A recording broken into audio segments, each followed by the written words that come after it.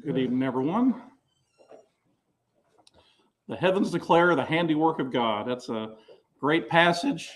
Makes us think about creation and things we've been talking about in our theme for this year. Tonight, we're going to continue our study from this morning. This morning, we talked about evidence against evolution from the Bible. And tonight, we're going to continue on in our study of that, of looking at some things from nature, some things like that. So I hope it'll be a good study for us. These are interesting things to study and kind of wade through. There's a lot there to look at, and I don't know, it's really a polarizing topic in many ways because, you know, the same evidence is out there for everybody to look at, but there's a lot of people that have certain preconceived notions and thoughts, and you know, it's something to think about in regards to what is out there. If you want to believe in evolution, everything points that way. If you want to look at God as our creator, everything points that way. And so we have to be open-minded with the things that we look at and think about and talk about. But there is a lot of controversy, of course, surrounding a lot of these things. And so, you know, as we think about some things from nature tonight, again, the evidence is out there to look at, and there's a whole slew of every kind of opinion you can imagine out there to read about. So you have to have some caution of sorts and understand that people interpret things different ways, and that also means that things can be misinterpreted. So, you know, we have to be careful about that ourselves as well, but making sure we kind of see the big picture of things is important. Did God use evolution to create is a pretty important thing to think about. And I want us to think about tonight a little bit just the evidence for there being more recent life, instead of thinking of it in terms of millions or billions of years away. Because that is, of course, what is often pushed in this debate. The idea is that when things are old enough, they should not have any sort of carbon in them. The idea of radioactive carbon dating is about that very thing. Anything organic should have a reading of some sort, unless it gets to be a certain age, in which then there would be no carbon. So when we're talking about this process of things, it's you know, checked and looked at, and a lot of times things aren't even checked because it's just assumed that something is so old it wouldn't be there. So that's kind of interesting to wade through that data to look at. And of course, there are people who do these things that, you know, don't believe in evolution so much, and so they are willing many times to look at things that others wouldn't even bother to carbon date, and yet they do so, and the results are often surprising. But specimens taken from throughout the geologic column, you know, all show radioactivity. And whether it's dinosaurs or other things, other organic matters, it simply shows that these specimens are not millions of years old, but thousands of years. Now, of course, you read the internet for very long, and people have all kinds of opinions on why that is. Usually it revolves around, well, it's contaminated. You know, the test subjects are contaminated, and so therefore that accounts for a lot of that.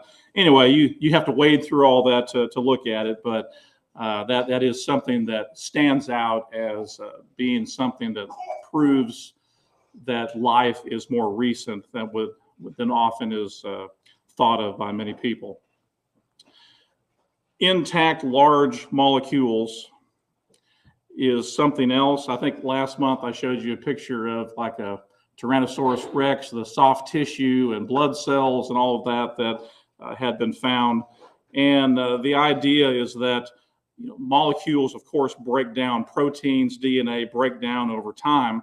If organic matter is millions of years old, all of that protein and DNA should be completely broken down. But of course, they find things that are not that way, that they're not completely broken down. And plants, animals, fossils, dinosaurs, all of those, are shown to have these things intact, or at least some of the specimens that they find. So that leads to the conclusion that, again, it's not millions of years we're talking about, but thousands of years. The geologic column inaccuracies, I showed you this picture last month, the column and the different layers of rock and the different dates that they go through. Well, sometimes older layers of rocks, or they're thought to be older, are actually above the younger layers. And so it's not consistent across the board as it would often, they would want you to think about. So there's some inaccuracies along those lines that show that probably some event happened that made these things form a lot more rapidly than what you would normally be told, something like the flood, but they don't want to talk about that too much. But there's inaccuracies with that because, again, it's not just like, oh, if you just dig, then it's just going to be this way across the board. It's never that way. There's always differences that are shown. Along with what we'll say is multi-layer fossils, large fossils, tree trunks, things like that pass through multiple layers, again, that show that those things were laid down rapidly. They didn't take place over a great period of time, not even a matter of a single year, but it would have had to have been rapid. I showed, I think last month, bent layers of rock and how it folds and all of that. That's because those things happen quickly. And again, multi-layers taking place over a short amount of time. Animals or plants that would not be buried rapidly, they wouldn't fossilize, they would decay. But with fossils, of course, those things took place rapidly. So when you're talking about multiple layers, that's not a bunch of time that's taken place. It's things that happen quickly. And so when you have fossils in multiple layers like that, it shows and makes a good argument for more recent things, not millions of years, slow processes. I thought this was a real funny picture, but thinking about transitional forms, I thought that was funny. But, that's what we think of maybe sometimes. That's not really what we're talking about as far as what you would expect to find, although maybe. But, but when you think about the whole conversation of evolution, that's kind of what you're left with. Where's the transitions, the transitional forms? Where's the halfway situations?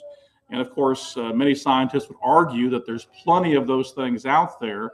And yet, as we're going to talk about here in just a minute, it's not near what you would think, because there's not any halfway fossils or things like that show halfway between a lower vertebrae and a higher vertebrae. And there's not any indication of things like that that we find. So, there's a lack of, and you would think with all this time that's supposed to have gone by, the Earth would just be completely covered in transitional type fossils. But that's just simply not the case. One professor, he was a paleontologist at the British Museum of Natural History. He said one time, if I knew of any transitional form fossils, I would certainly have included it in my book. That makes sense. I think I would too. I was writing a book on that. So anyway, let's talk about some evidence for more recent human life. And I thought this first one was interesting to think about, just the idea of population statistics. Of course, depending on what source you're looking at, it's the internet, so there's a lot of sources out there. Modern man has been on the earth, again, it depends on what you read, 200, 300,000 years, all the way up to a couple million years.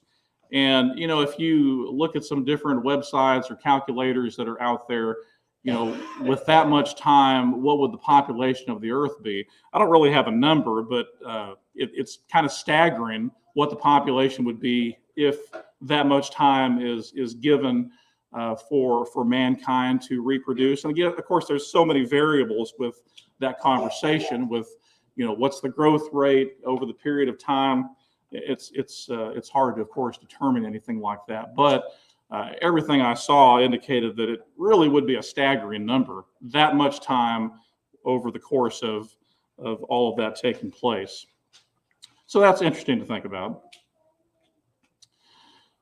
Kind of thinking along the term of fossilized man or ape men, finding those sorts of things, that's kind of been the goal, right, for many paleontologists, to find the missing link, find that transitional form that is really going to prove without a shadow of a doubt, that these findings are shadows of what is to become, modern man.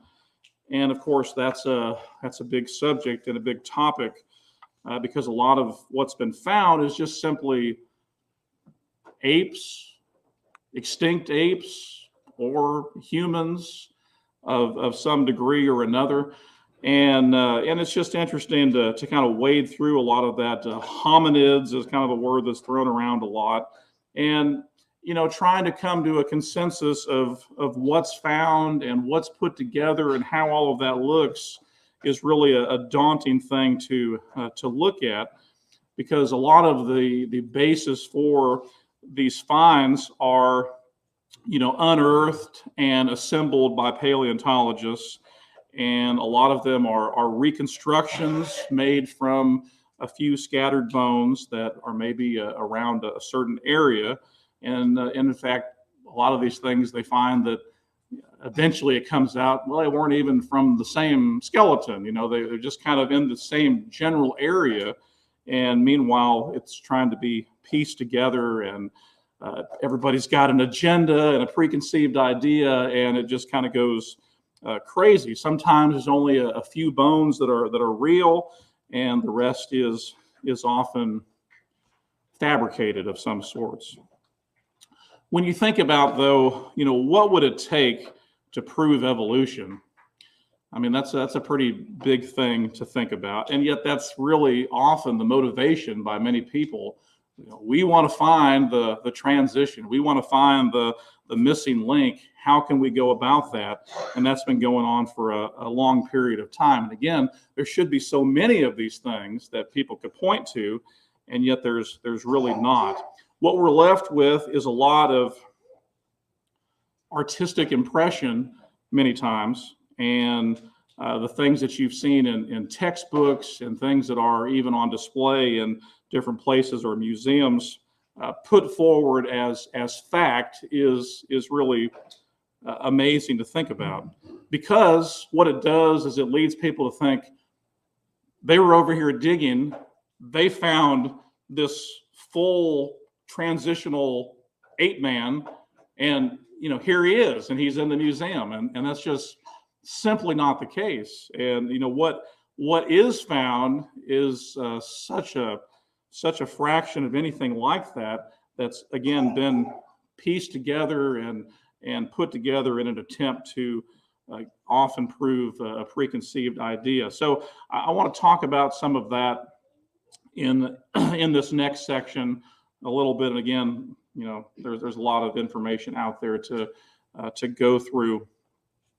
But there's been a lot of finds over the years that are deceptive, that you're left to believe a certain thing that is often then found out not really to be true.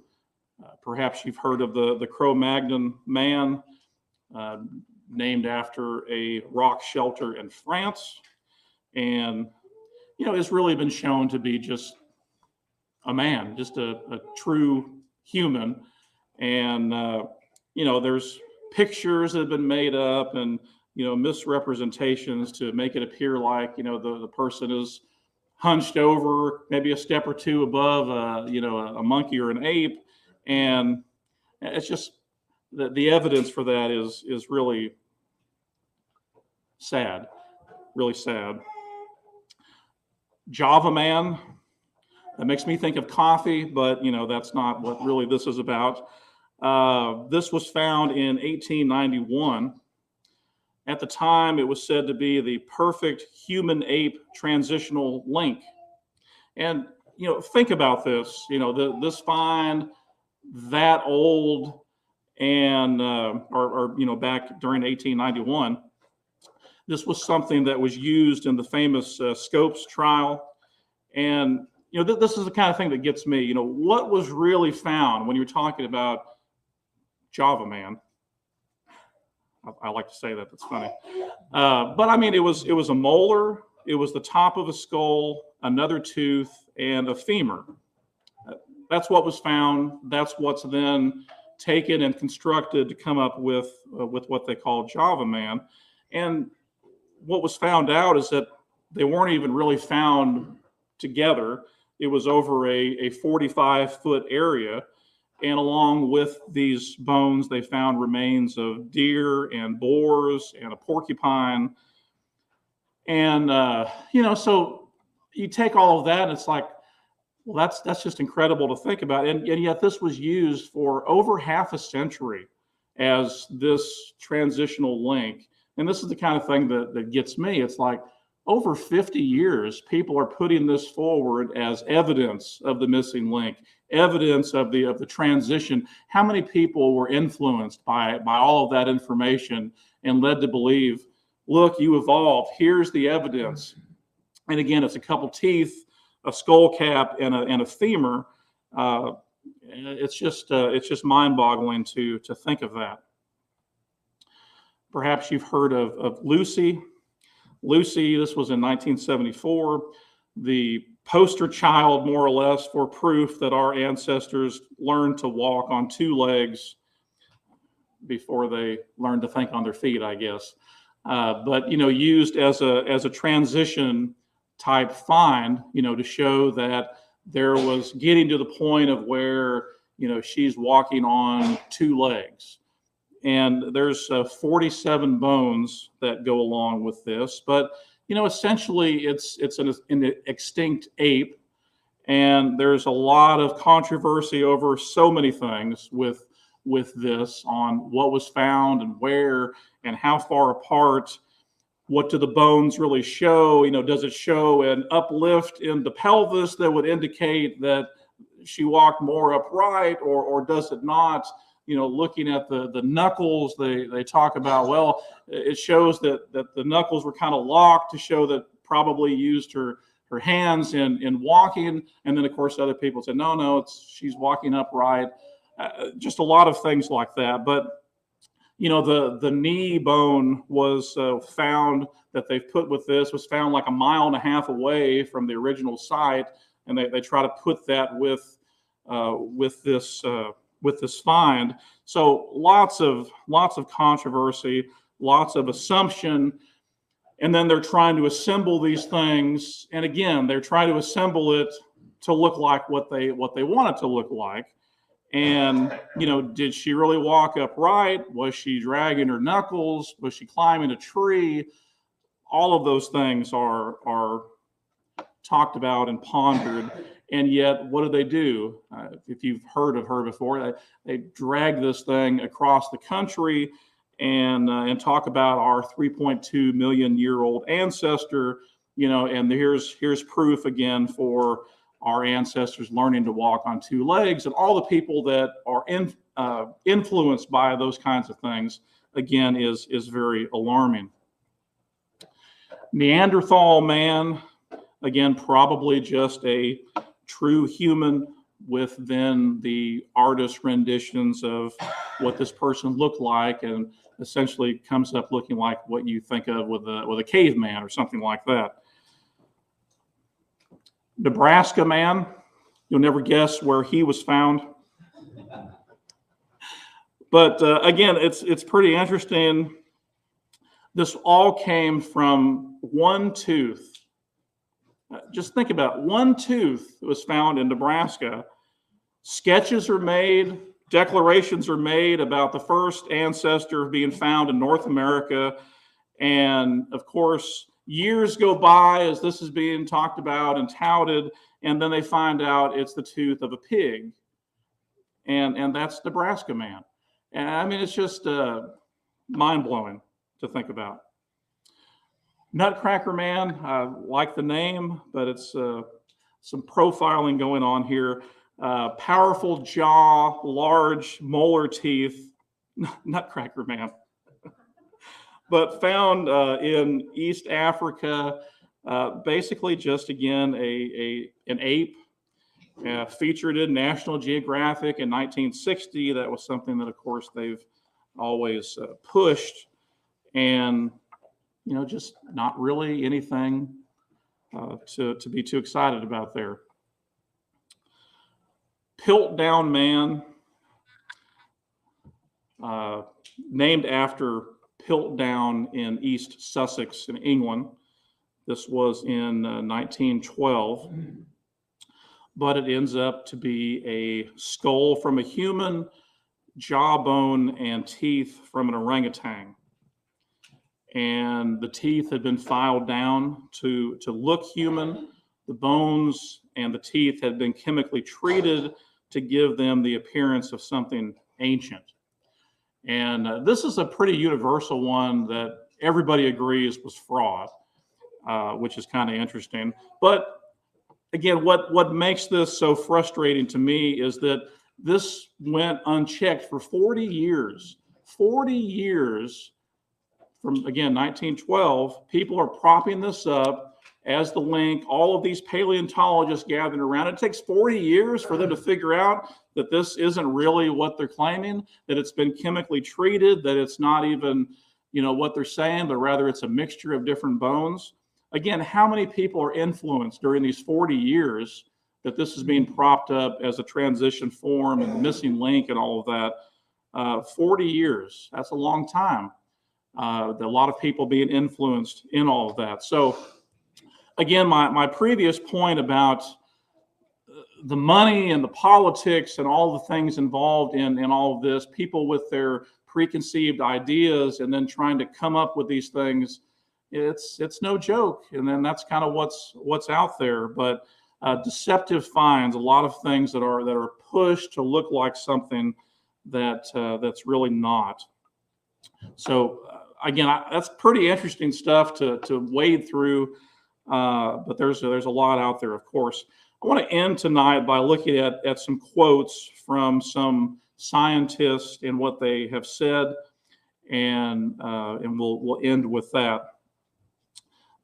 In thinking about evolution and people's ideas and all that, even Darwin himself said some things that would lead you to believe that if this doesn't prove to be true, the whole thing falls apart. He said about the eye. He said, to suppose that the eye, with all of its inimitable contrivances for adjusting the focus to different distances, for admitting different amounts of light, and for the connection of spherical and chromatic aberration, could have been formed by natural selection, seems, I freely confess, absurd in the highest degree. He also went on to say that if it could be demonstrated that any complex organ existed which could not possibly have been formed by numerous successive slight modifications, my theory would absolutely break down. Of course, he didn't believe that was the case, but he said things like that to show that if those things could be proved untrue, the whole thing falls apart. A man named Stephen Gould, who was a professor at Harvard of geology and paleontology, he said the extreme rarity of transitional forms in the fossil record persists as the trade secret of paleontology. The evolutionary trees that adorn our textbooks have data only at the tips and nodes of their branches. The rest is inference, however reasonable, not the evidence of fossils. He went on also to say, I regard the failure to find a clear vector of progress in life's history as the most puzzling fact of the fossil record. We've sought to impose a pattern that we hope to find on a world that does not really display it. And that really says a lot about the kind of things we've talked about tonight. Imposing a pattern on what you hope to find, but you really haven't found it. That sums up a lot of the evolution process. Professor Lipsome of Manchester, University of Manchester, professor in physics, he says, I think, however, we must go further than this and admit that the only acceptable explanation is creation. I know this is anathema to physicists, as indeed it is to me, but we must not reject what we do not like if the experimental evidence supports it. One man from the British Museum of Natural History, W.E. Swinton, said the evolutionary origin of birds is largely a matter of deduction. There's no fossil evidence of the stages to which the remarkable change from reptile to bird was achieved. Again, it's all what we hope to find someday, but it's what makes sense now to them. A scientist from St. Anselm's College, it's not difficult to imagine how feathers once evolved, assumed additional functions, but how they arose initially, presumably from reptilian scales, defies analysis. Again, it's what we think, not really what we're finding. This professor went on to say, because of the nature of the fossil evidence, paleontologists have been forced to reconstruct the first 2/3 of the mammalian history in great part on the basis of tooth morphology. So, again, another professor in Sweden, Niles Nilsson, he said, the family tree of the horse is beautiful and continuous only in textbooks. And then finally, a professor of botany at Cambridge, he said, I still think that to the unprejudiced, the fossil record of plants is in favor of special creation. So that's over the course of a lot of years. A lot of those quotes are, but it makes you think about the things that we're told, the things that we're taught, the things that are put in textbooks as, I guess they still have textbooks, right? As, not really. As put forth as truth, though, is alarming. And even though, as our overall lesson today, even though theistic evolution and all these hybrid ways of looking at things try to harmonize the scriptures with evolution, even though that sounds good in theory, a close examination of those things really show that harmonization is not really possible. Evolution is not something that's demonstratable in a laboratory. It's not really shown from the fossil record. And genetic variation, of course, happens a lot, but that's not evolution. God created various kinds in Genesis chapter 1. There's a lot of genetic possibilities with things, but that's not the same thing as something evolving into something else. And so, we have to think about that in regards to what the scriptures teach, as we talked about this morning, and these long ages of time needed for so many of these things to take place are simply not seen in the Bible, and they're not provable by science. And all of these things really point to more recent life. But again, people often don't like to talk about that or think about in those terms. Anyway, I hope today has been beneficial as we think about our study here on this question. Tip of the iceberg comes to mind in regards to how much we've actually covered, because there's just so much out there. But I hope it was beneficial, at least in part. Tonight, if your life is not right with the Lord, you have the opportunity to change that. That's the most important thing you can do is have that relationship, understand that God loves us, that Jesus died on the cross for us. He wants us in heaven with him, and he's done all of this to ensure that we can be with him for eternity. He's the one responsible for creation. He's the one that did all of these things for you and I. And we can go outside and look at the greatness of the creation and ponder all of that and have confirmation that it is a wondrous creation, that all of these things have been done for our enjoyment and for beauty, and to prove, as Romans chapter 1 talks about, the greatness of God with all that he is and all that he's done, that we're really without excuse when we look at all of the creation and what he's accomplished. Tonight, if we can help in any way, please let me know by coming forward so that we stand and sing. Why do you wait, dear brother? Oh, why do you